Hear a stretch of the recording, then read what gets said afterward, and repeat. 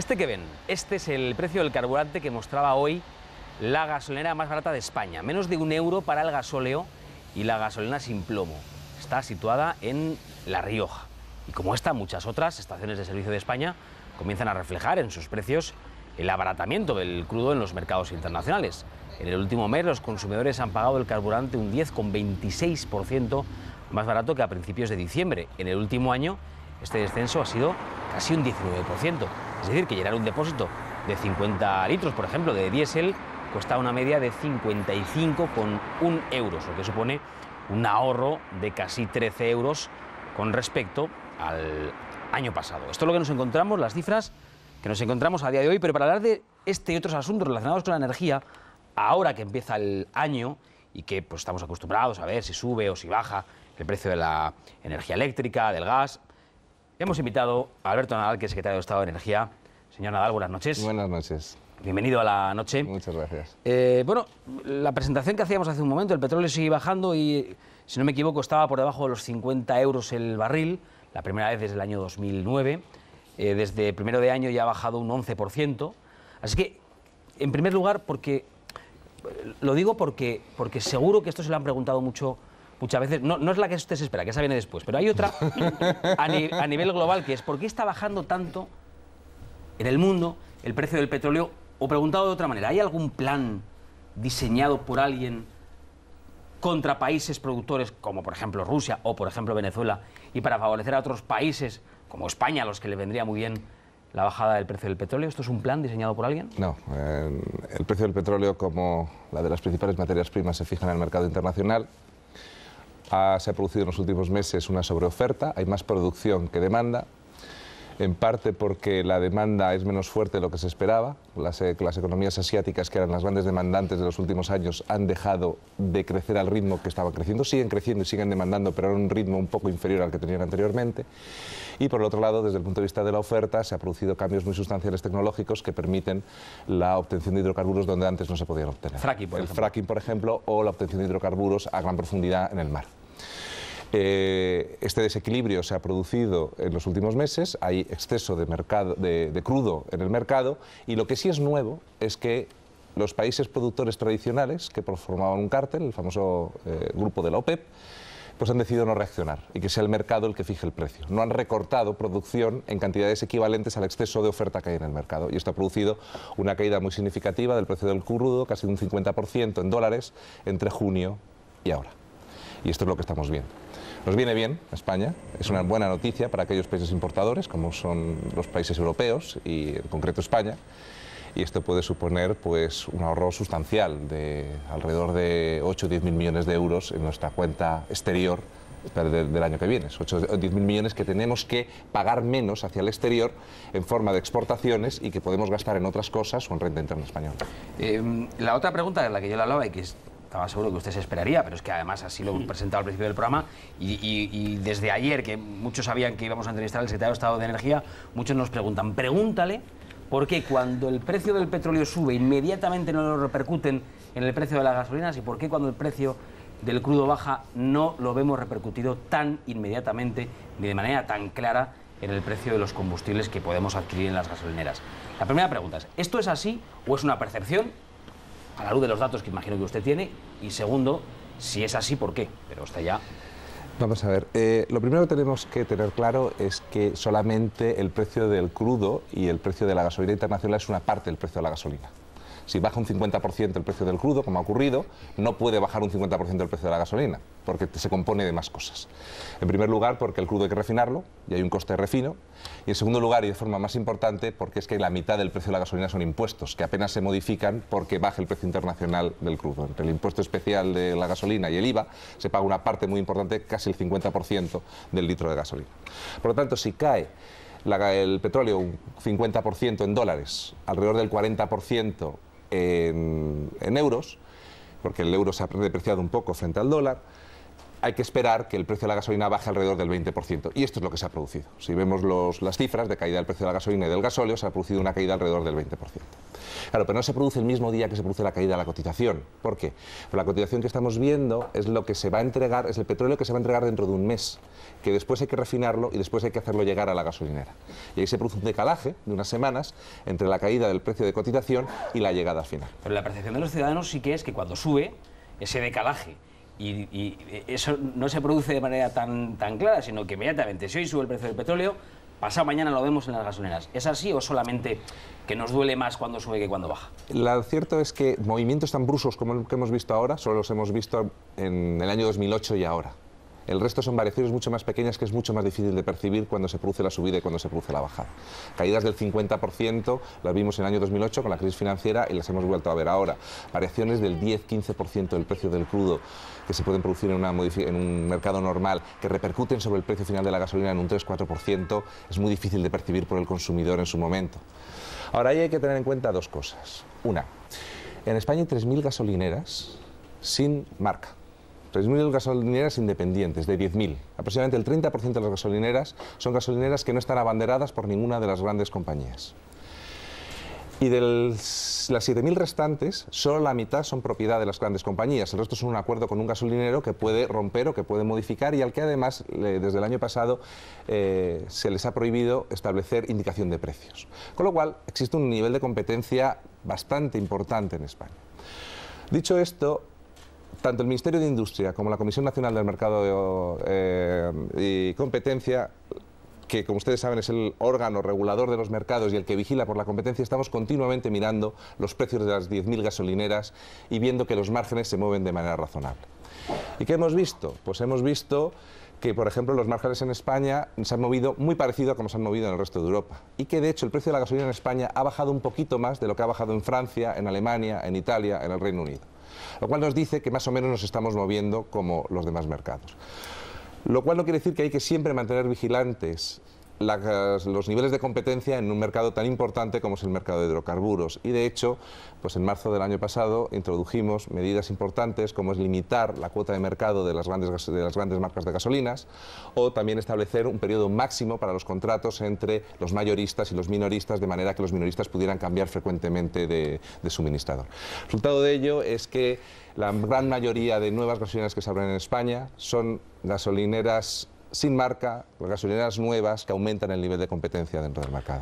Una última por mi parte sobre gasolinas, enseguida abordamos otros aspectos que son muchos los que maneja en su departamento.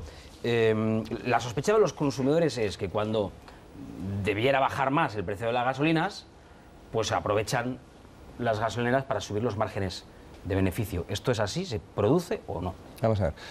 Cuando se habla de margen comercial, lo que se está hablando es de la diferencia entre el precio del venta al público sin impuestos y del precio internacional de la gasolina. Y ahí hay un margen que sirve para pagar los costes de comercialización y los beneficios que obtengan tanto el gasolinero como la empresa refinera. En España, tradicionalmente, ese margen es un poquito más alto que en los países de nuestro entorno.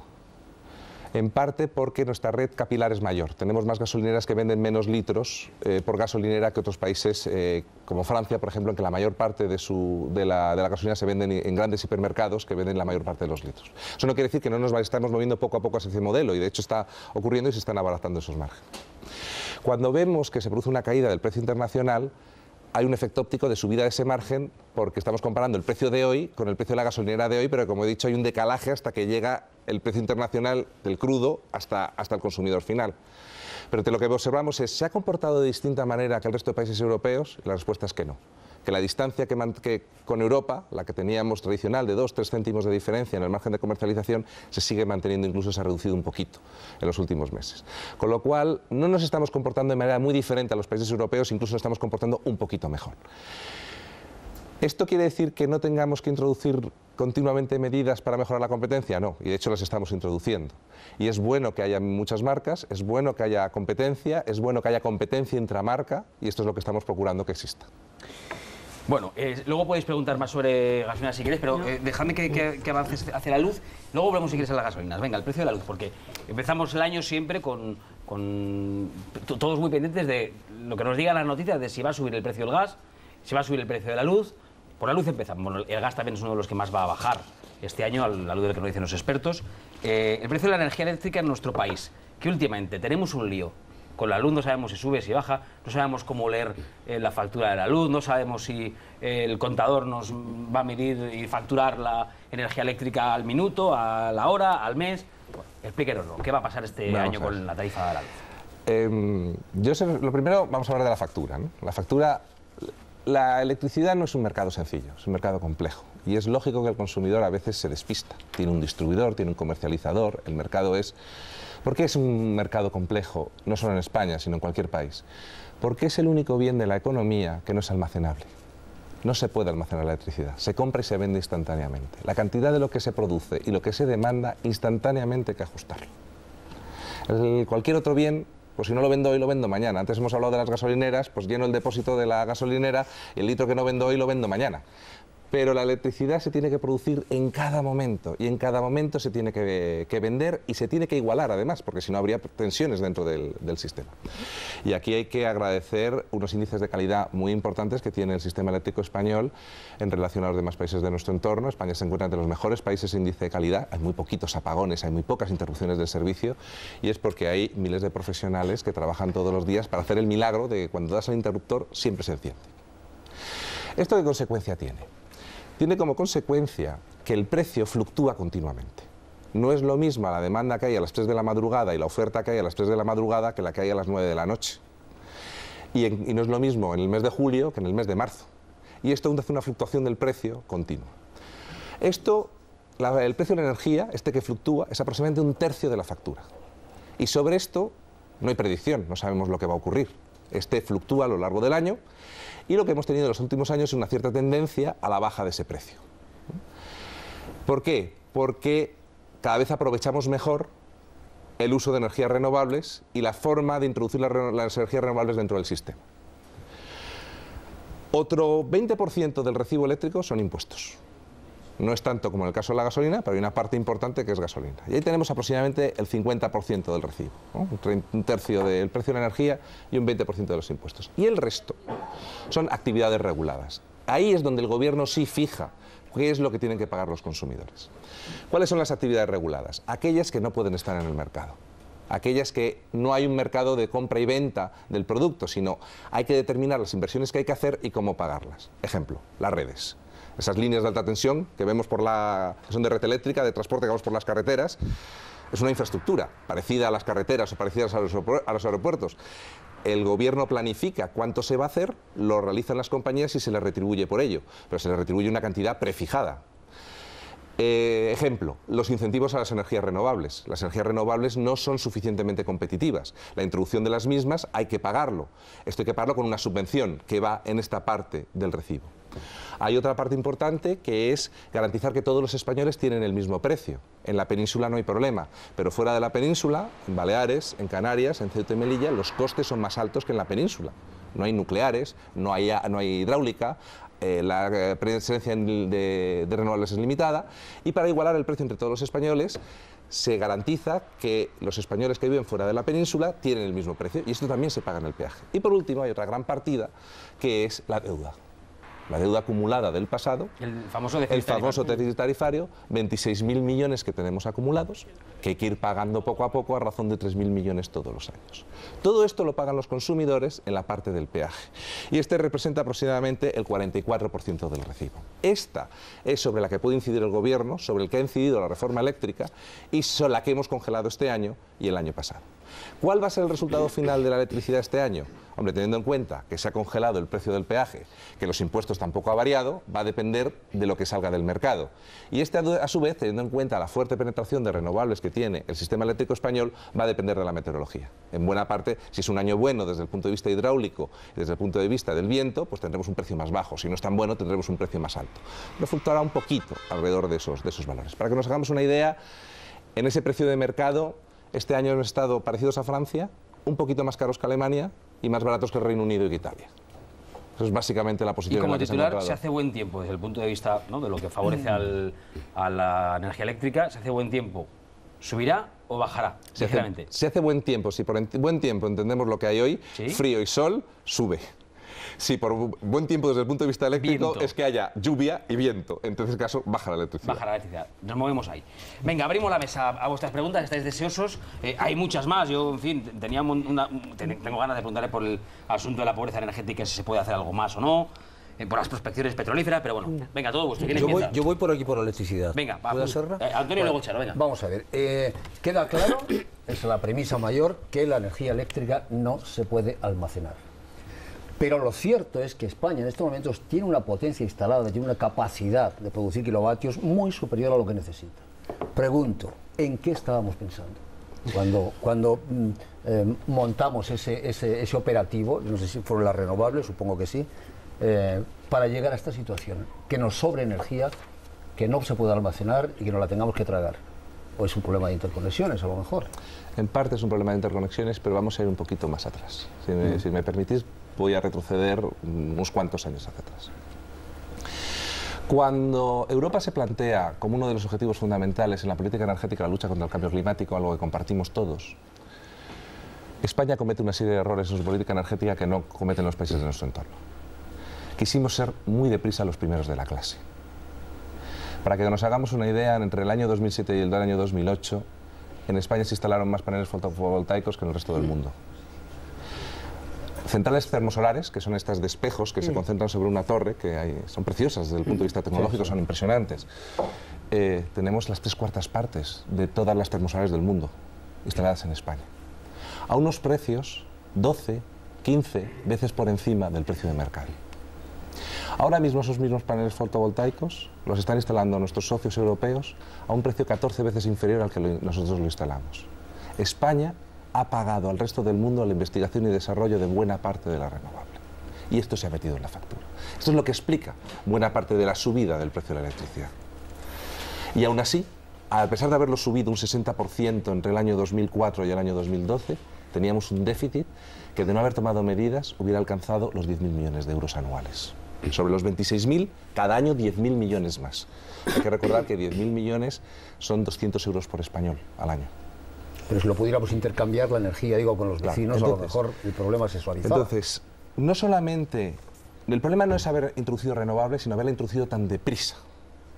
El objetivo es loable y la renovable tiene enormes virtudes, pero había que haberlo hecho mucho más despacio y acompasado a la reducción del precio, como han hecho por la mayoría de los socios de nuestro entorno. Pero las energías renovables, que tienen grandes ventajas, tienen una gran ventaja desde el punto de vista medioambiental, tiene gran ventaja desde el punto de vista de que el coste variable es muy bajo, el de inversión es muy alto. Poner los molinos de viento, poner las placas fotovoltaicas es muy caro, pero una vez que las tienes, sopla el viento, sale el sol y la energía que se produce es barata.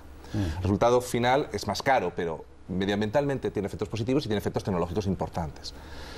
Pero aunque eso es verdad, tienen también graves inconvenientes, uno de los cuales no solamente es el precio, sino que son intermitentes. Tenemos 26.000 megavatios instalados en España de energía eólica, sobre una demanda que un día cualquiera, como hoy, debe estar en 37.000, 38.000. Si soplara todo el viento a la vez, cubriríamos, claro, con la nuclear y con el viento cubriríamos todo. ¿Qué ocurre? Que no te sopla el viento en todas partes, ni te sopla todos los días. Así que simultáneamente tenemos que mantener un sistema de producción convencional de gas, nuclear, carbón y un sistema renovable. Cuando tenemos sol y tenemos viento y agua, el agua también es una parte de la renovable muy importante, se sustituye, pero los tenemos que mantener a la vez y esto es enormemente caro. Interconexiones, que es donde iba la pregunta de Antonio. Si que aumentamos nuestras interconexiones con Europa, podemos reducir el coste de tener los dos sistemas simultáneamente. Y esta es la gran batalla que hemos dado en los consejos europeos y el gran éxito, yo creo, que de España en estos últimos meses, y es vincular la penetración de renovables en Europa a aumentar las interconexiones. Vamos a señalar, yo vuelvo al petróleo.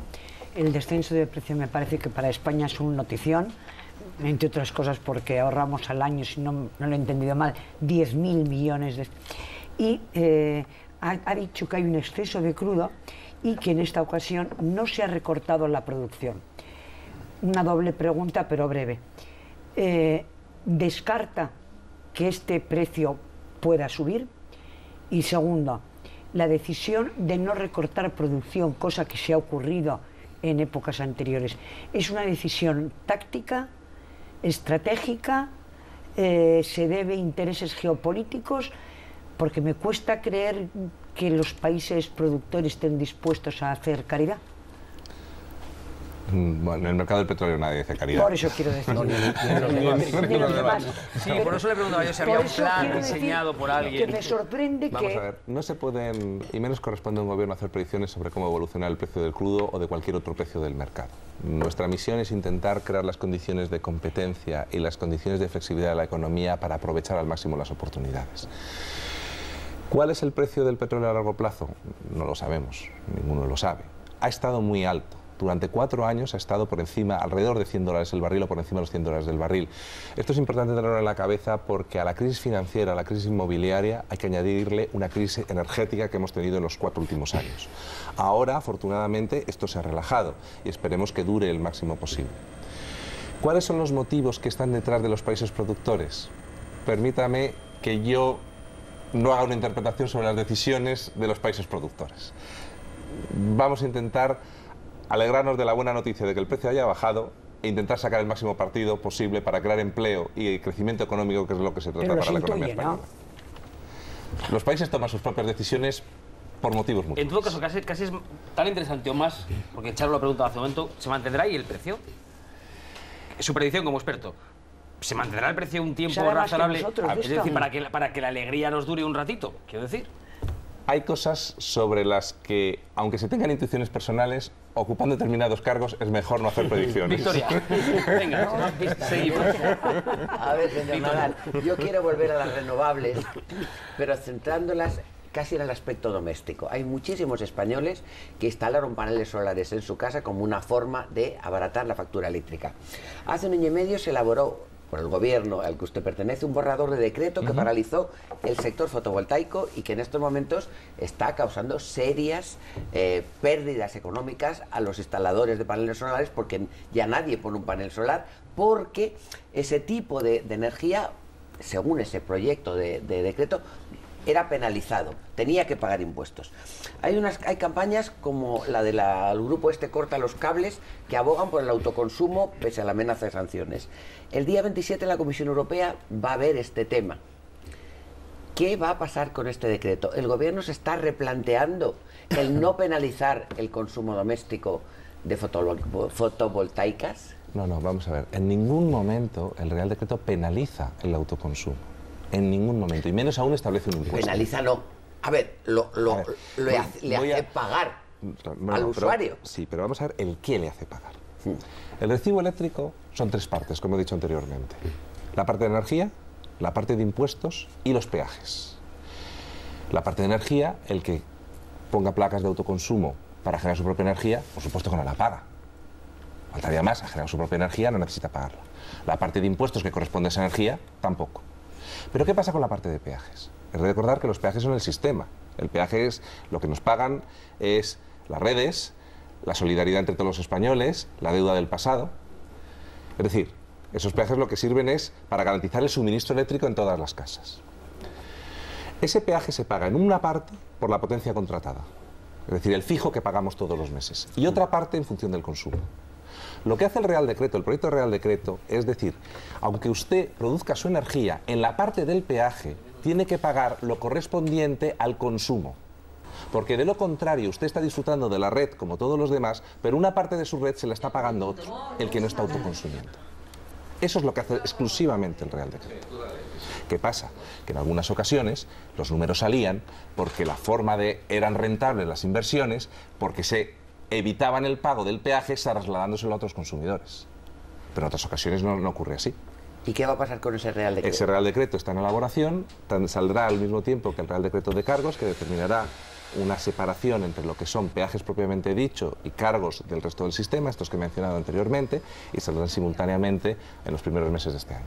Pero la Comisión Nacional de la Energía dijo que era discriminatorio el peaje, que la anterior Comisión Nacional de la Energía. No. Y nosotros estamos trabajando continuamente con ellos en todo el marco regulatorio y en absoluto es discriminatorio. Lo único que hace el peaje, el Real Decreto de Autoconsumo, es poner en pie de igualdad a todos los consumidores con independencia de que la energía la hayas comprado en el mercado o la hayas generado tú. Pero en la parte del peaje todos tengan que aportar de la misma manera. Esto es lo que hace el Real Decreto. Manuel, buenas noches. Tu turno. Se ha hablado de todas las fuentes de energía menos una, me va a tocar a mí, que es el tema de la energía nuclear.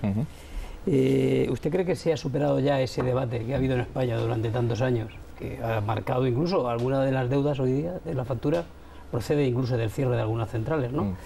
Y si usted contempla en un futuro la posibilidad de que en España se pueda abrir nuevos campos a la creación o construcción de nuevas centrales nucleares, o si sería eso una ventaja, ¿no?, para esa situación del precio de la energía en España. Ninguno sabemos cuál va a ser los precios de las distintas energías en el futuro. Nadie sabe cuál va a ser la energía más barata dentro de 10, dentro de 15, dentro de 20 años. De hecho, antes cuando mencionaba que el precio alemán está un poquito más bajo que el español, es porque el precio internacional del carbón ha bajado y Alemania produce mucha electricidad con carbón. Pero si sube el precio del carbón, se invertiría la situación. Entonces, ¿qué es una política inteligente? Una política inteligente es diversificar las fuentes de energía, tenerlas todas, de tal manera que compensemos los riesgos. Y España las tiene. España tiene nuclear, España tiene gas, España tiene carbón, España tiene solar, España tiene agua, España tiene viento.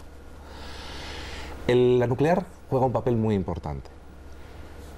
Es la base del sistema, continuamente está produciendo, con unos costes relativamente estables, pero como todas las demás tecnologías tienen ventajas e inconvenientes. No hay ninguna tecnología perfecta. Si hubiera una tecnología perfecta para producir electricidad, todos los países hubiéramos apostado por ella y se acabó. No, lo inteligente es apostar por todas ellas en su conjunto, distribuir los riesgos y ajustarlas en su justa medida. Hay países como el Reino Unido o Estados Unidos que están aumentando su potencia nuclear. En España lo que tenemos que crear un marco para que los inversores, que son los que van a generar los generadores del futuro, tengan seguridad de que puedan realizar su actividad de manera normal y asuman sus riesgos. Pero en el caso nuclear es un caso especial, en el sentido de que, además de las decisiones habituales de inversión a largo plazo, tienen que cumplir con estrictas condiciones de seguridad. Y es ahí donde siempre hemos puesto el acento. Estrictas condiciones de seguridad.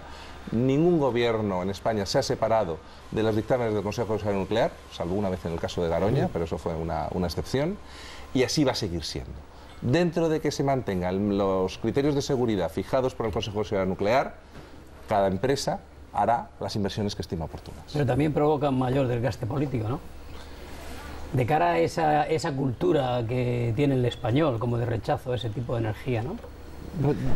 Hay rechazos, a veces sí y a veces no. No hay más que ver que cuando sale la posibilidad de hacer algún tipo de instalación nuclear, nos encontramos con que hay 20 municipios que quieren para uno y hay unas peleas entre los municipios importantes. Es decir, bueno, no toda la población rechaza tener un almacén nuclear, por ejemplo, dentro de su territorio. Hay municipios que lo ven como una oportunidad para la creación de empleo y para el desarrollo de la comarca. No, yo creo que lo que sí tenemos que ser conscientes es que no hay ninguna tecnología perfecta. Todas tienen sus problemas. La nuclear es muy barata y es muy estable, pero no tiene posibilidad de modular, es apagada o encendida prácticamente y tiene un problema de gestión de residuos importante que hay que gestionar adecuadamente. El agua es fantástica, es muy barata y nos viene llovida del cielo, pero solamente cuando la tenemos. Cuando no la tenemos la dejamos, no está presente. El carbón y el gas dependen de los precios internacionales y producen emisiones de CO2, que también hay que tenerlo en cuenta. Y la renovable no tiene emisiones de CO2, pero sus inversiones iniciales son muy caras. No hay ninguna perfecta. Y por lo tanto lo que hay que hacer es diversificar y utilizarlas todas de la manera más equilibrada posible. Y ese es el objetivo de la política energética. Luego están las prospecciones petrolíferas. En Canarias, por ejemplo, Repsol anunció ayer, si no me equivoco, que el próximo 12 de enero, en unos pocos días, va a alcanzar la profundidad final de 3.100 metros en el Pozo Sandía, que a final de mes conoceremos las conclusiones sobre si hay o no hay una bolsa ahí de petróleo. Y la pregunta es, ¿en qué situación más complicada les coloca? ¿Qué es más complicado de gestionar? ¿Que sí haya bolsa o que no? No sé para qué cruza los dedos en este momento el gobierno, ¿para qué los cruza? Claramente para que haya petróleo. Vamos a ver. Si uno ve el mapa de prospecciones en todo el Mediterráneo y en Europa, está lleno. Todo el mundo está buscando hidrocarburos. Todo el mundo, sin excepción. Lógico. Al fin y al cabo, aunque haya ahora bajado el precio del petróleo, y aunque ya hemos mejorado muchísimo en eficiencia energética, que es una de las cuestiones importantes sobre las que hay que incidir, y hayamos bajado el componente de energía dentro de nuestra economía, seguimos siendo economías que desde hace 100 años dependen críticamente de los hidrocarburos. Una parte de nuestro bienestar procede de que quemamos hidrocarburos para obtener energía barata y de esta forma mover el mundo. Entonces, en este sentido, nosotros que somos importadores en un 99% de los hidrocarburos, que una parte se pudiera producir en España, sería una excelente noticia. Pero además, está ahora mismo en tramitación en las Cortes un proyecto de ley que ha enviado el Gobierno recientemente con el objetivo de que si tenemos la suerte de obtener hidrocarburos en España, éstas se repartan de manera adecuada a las comunidades autónomas y a los ayuntamientos y a los cabildos y a los consejos insulares de los territorios que están cerca.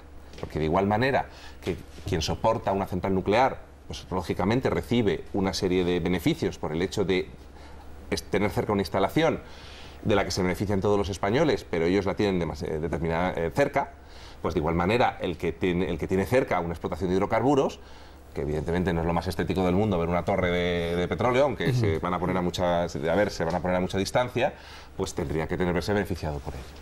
Pero, porque nos hagamos una idea, Italia ya ha conseguido que un 10% de su consumo se produzca nacionalmente. Chipre ha conseguido encontrar hidrocarburos, Grecia también, el Reino Unido tradicionalmente en el Mar del Norte, Francia los está buscando, ya no hablemos de Noruega, que tiene que el fondo de pensiones noruego lo financia la exportación de petróleo y la exportación de gas. Entonces, para nosotros sería una excelente noticia. Utilizado sabiamente, es una gran ventaja para la economía española. Si no encontramos, pues mala suerte. Pero si encontramos, es una noticia sin duda positiva. Antonio, pide la palabra, venga. Sí, a mí me gustaría que nos comentase, aunque fuese durante medio minuto, un minuto. Si no vale para mucho más. ¿Qué pasó con el depósito de gas debajo del mar? ¿A quién se le ocurrió hacer un depósito de debajo Castor? de Castor? Del Mediterráneo, nos ha costado un pastón. ¿A quién se le ocurrió que se podía hacer aquello sin saber que podía producir movimientos sísmicos en la zona de Y otra de Tarragona? las polémicas es lo rápido que ha pagado la indemnización. Y lo rápido que se ha pagado, no sé y pico millones de... A tiempo, bueno, muy rápido, la gente... Tenemos al presidente del Real Madrid, ¿no? La primera cuestión tiene fecha y es un Real Decreto de Concesión del año 2008. En aquel momento, como tantas cosas de aquel momento, pues se pensó en un crecimiento extraordinario de la demanda de gas, con una diferencia de precios enormes entre el invierno y el verano, y que entonces España necesitaba altos niveles de almacenamiento y esta era una forma de hacerlo. Lo cierto es que ahora la necesidad es muchísimo menor, como se ha demostrado, la crisis ha disminuido los consumos de hidrocarburos, pero es que además el suministro de gas es regular y no se necesita tanto como el que entonces se planteaba. Al comienzo de esta legislatura la instalación ya estaba terminada y estaba para entrar en servicio, y este gobierno redujo la retribución a la instalación, pidió auditorías, etcétera, etcétera, y cuando se empieza a operar, pues todo el mundo sabe que produce movimientos sísmicos no esperados y se ordena inmediatamente el parón de la instalación. ¿Cómo es posible que no se hiciera esa previsión técnica? Es decir, ¿qué tipos de...? Existieron muchos estudios de impacto medioambiental, se hicieron muchos análisis, pero es que yo voy casi al comienzo, ¿no? ¿Tenía sentido gastarse 1.000 y pico millones de euros en un almacenamiento de gas? Dadas las circunstancias del sistema gasista español. La primera pregunta es, pues como se hicieron otras obras de infraestructura, que cabe cuestionarse la utilidad de esas obras de infraestructura. Nos queda una. No, ¿y por qué se paga? Se paga porque lo manda el Real Decreto de Concesión. Tan rápido, ¿no? Porque al mismo tiempo... Le preguntaba que está sabiendo la respuesta, pero como lo he leído en muchos sitios, además he visto en muchos foros el descontento ciudadano, qué casualidad, qué rápido se ha pagado. Pues, y hay que recordar que estaba financiado la instalación con un préstamo del Banco Europeo de Inversiones que hubiera entrado en quiebra, siendo el primer bono de proyecto que hizo el BEI en toda Europa, y hubiera sido un conflicto total con las instituciones europeas. Entonces, se paga la indemnización, se reducen los costes financieros porque se ha refinanciado a un coste mucho más bajo, el impacto para el consumidor ha sido mucho más bajo, y por otra parte se han establecido cláusulas de responsabilidad fortísimas en el decreto ley en el que se da una solución al tema de Castor. Estamos fuera de tiempo, pero como lo anunciaba antes, le quiero preguntar por ello. La llamada pobreza energética que afecta a unas 4 millones de personas en nuestro país, existe el llamado bono social con un descuento del 25%, la cuarta parte para pensionistas, familias con todos los miembros en paro, familias numerosas o quienes tengan contratado una potencia muy baja. ¿Se puede hacer algo más? ¿Ha habido alguna iniciativa parlamentaria que ha sido por una u otra razón echada para atrás? ¿Porque no se han puesto de acuerdo? ¿Qué más se puede? Acabamos de pasar unas fechas especialmente señaladas como son las Navidades, donde, en fin, una de las propuestas era que no se le pueda cortar a ningún español la luz en pleno invierno. Pero me temo que no ha salido adelante. ¿Qué más se puede hacer? Vamos a ver. En pleno invierno hay una parte muy importante que es la calefacción de hidrocarburos. Las zonas más frías de España realmente lo que utilizan son butano o gas para calefacción en la mayor parte de los casos. La electricidad como forma de calefacción es más típica de la costa. Lo cual no quiere decir que en Burgos pueda haber alguien que tenga calefacción eléctrica y en Valencia alguien con calefacción de gas, pero la población en general se lleva aquí. Y afortunadamente esta reducción del precio del petróleo ha sido muy importante para que no se produzcan incrementos de los precios de hidrocarburo ahora durante el invierno. Mire, la pobreza energética, o la denominada pobreza energética, no es más que una forma de un problema que tienen muchas familias españolas de no llegar a fin de mes. Pero no llegan a fin de mes no por el recibo eléctrico o no por el recibo de la calefacción, sino tampoco tienen dificultades en comprar los productos del supermercado o en pagar la ropa de sus hijos. Y la mejor forma de combatir la pobreza energética es la creación de empleo. Que se reduzca de forma importante la tasa de desempleo de España y esta economía crezca. Y es lo que ha hecho este gobierno, que lleva 3 años luchando de manera denodada para recuperar el crecimiento económico y la creación de empleo. Esto es lo que va a garantizar, por encima de cualquier cosa, la eliminación no de la pobreza energética, de cualquier forma de pobreza energética. Pero mientras llega... Mientras llega, lo que haces es mantener el bono social, mantener la vigilancia sobre los precios, pero lo que no se puede determinar, como ha ocurrido en algún caso en alguna legislación regional, que poco más o menos se puede decidir si pago o no el recibo de la luz. Pues tenemos que irlo dejando aquí. Si es que, como decía ayer al inicio de la conversación, su negociado tiene muchas partes. Hemos hablado de energía eléctrica, hemos hablado de gas, hemos hablado de petróleo, de prospecciones petrolíferas. Ha salido el fracking de pasada, aunque no hemos entrado a fondo en el tema, pero bueno, no hay tiempo para más. Otro día hablamos del fracking. Hemos hablado de pobreza energética, en fin, de todo lo que ha dado tiempo.